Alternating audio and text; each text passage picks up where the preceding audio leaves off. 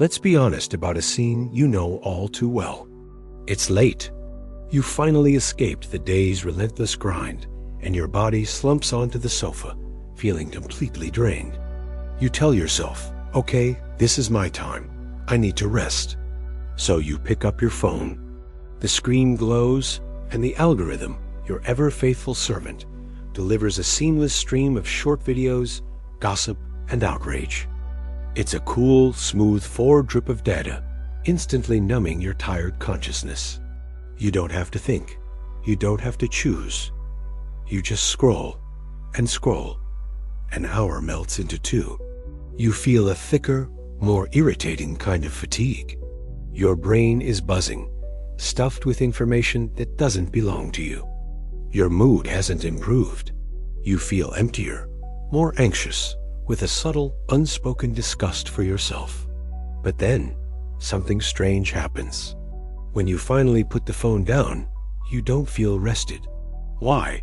Like a gambler who knows the house always wins, do we keep betting tonight's peace for tomorrow's exhaustion in this digital casino? Have you ever stopped in that moment and asked, what the hell kind of rest is this? The stress of work?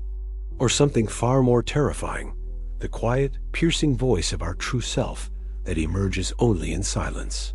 Why does the very thing that's supposed to be our charger end up feeling like a thief, stealing the last of our mental energy? We've mistaken numbness for relaxation. We've mistaken consumption for recovery. What is secretly at play here? What kind of mechanism so expertly exploits our fatigue, seducing us into willingly drinking this poison? When we desperately fill ourselves with outside noise, what are we really running from? Right now, slowly and willingly marching toward burnout inside a comfortable cage of your own making? So the real question today isn't about how to rest more effectively.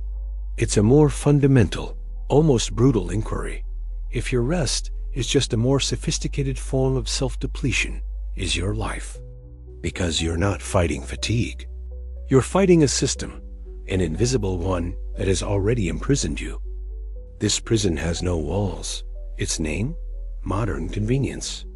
And its most powerful weapon is a chemical your brain can't resist: dopamine. Every scroll, every like, is a microdose of pleasure injected directly into your brain. It's instant, cheap, and effortless. Your ancient brain, designed to seek reward and avoid pain, is utterly defenseless against it. It's like a spoiled child who, after tasting candy, refuses to eat a nutritious meal that requires chewing. And so, the vicious cycle begins. Things that truly nourish you, deep reading, meaningful conversation, a walk in nature, even just sitting in silence, all require a little activation energy. You're obeying your brain's most primitive impulse. You've become a dopamine hostage. What you call relaxation is just a chemical party in your nervous system. And after the party, all that's left is the empty, hollow mess. They demand focus. They demand effort. To your brain, that's work, so you're not choosing how to rest. The anxiety you suppressed with work, the confusion about your future, the regret. All the ghosts you've locked in the basement of your consciousness come out to stare at you. But that's not the whole story. What are we hiding from? Why are we so terrified of a moment of idleness? Centuries ago, the philosopher Pascal hit the nail on the head. All of humanity's problems stem from man's inability to sit quietly in a room alone. You're not running from your job. You're running from your own existence.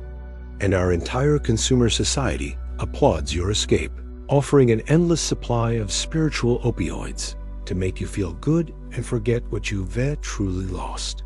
You use the pain of consumption to escape the higher order pain of existential boredom, because in the quiet, your inner voices emerge.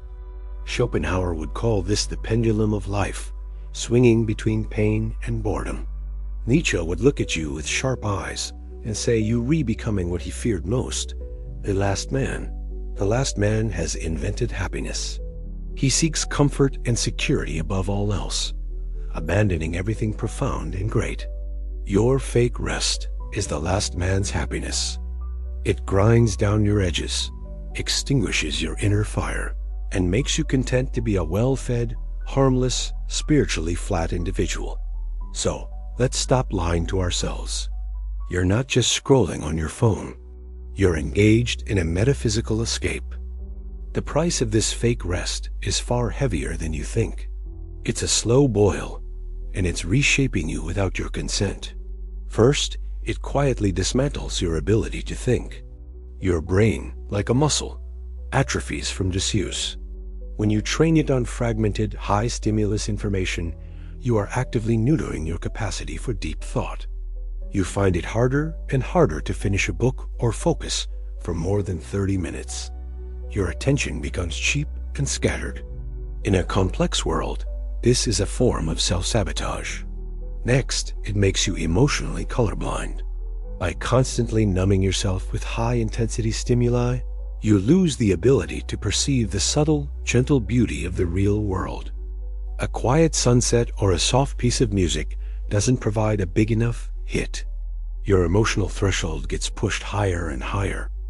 Joy must be intense. Pain must be dramatic.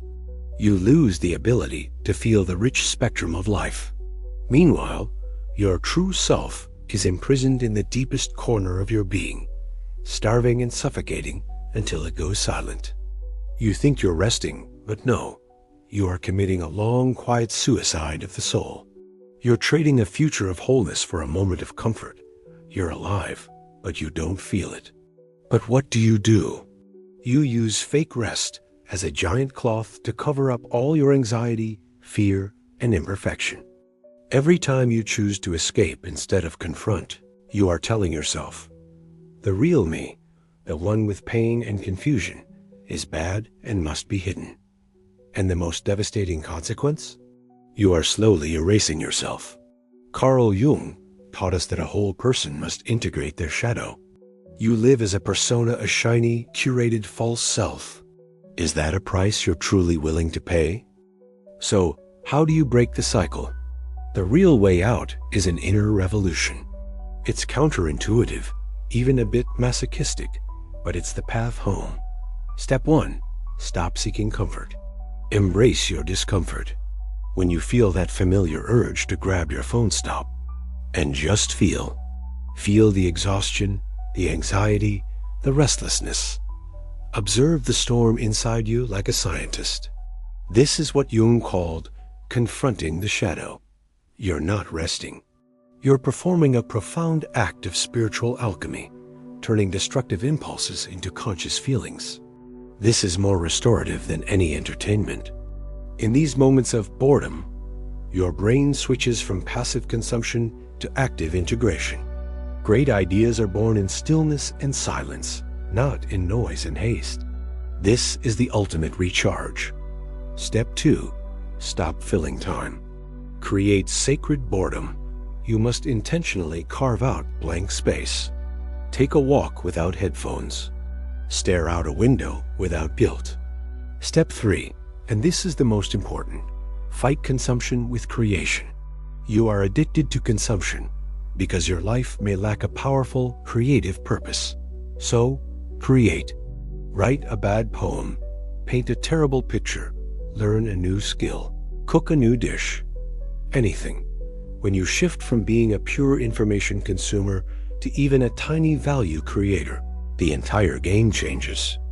Consumption makes you implode. Creation makes you expand. Every act of creation is a declaration.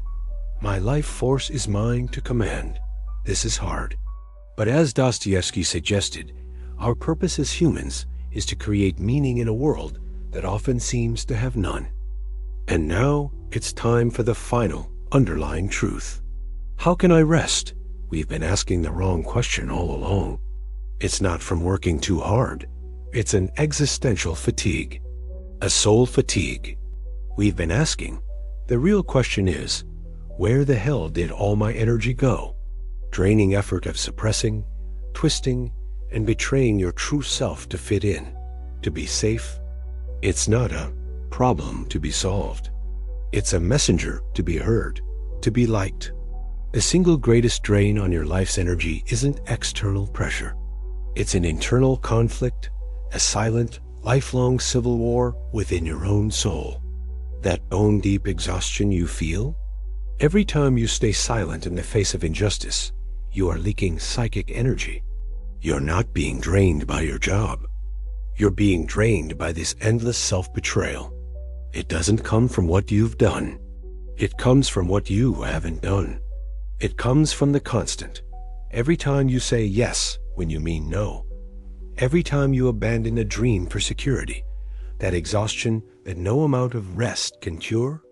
It's the most honest alarm your soul can sound. Do you see? Your addiction to fake rest isn't for relaxation. It's a painkiller designed to mute this alarm. You're not scrolling through feeds. It's when you finally start doing what you were born to do and being who you were born to be. You're taking a spiritual anesthetic. Whose life are you living? Yours or the one defined by society, by others, by your fear? If you too long to find your way out of this maze and onto the path of a more authentic life, so it's screaming at you. You are on the wrong path. Here we dive into the abyss, but we also search for the stars. It's telling you your mission isn't there. It's warning you. You've been wearing this mask for so long, your real face is starting to suffocate. Thank it. Treat it as your most loyal ally. It's not pushing you toward rest. It's pushing you toward authenticity. So it's begging you. Wake up. Now, what is the ultimate answer?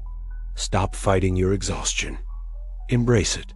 If a job exhausts your soul, if a relationship drains you, it's telling you there is no love there to nourish you. If a lifestyle leaves you feeling empty, it's telling you this is not the landscape of your soul. True rest is not about stopping. True rest is when your body, your mind, and your soul are finally in alignment, moving in the same direction. In that state, you will no longer seek energy. You will become it.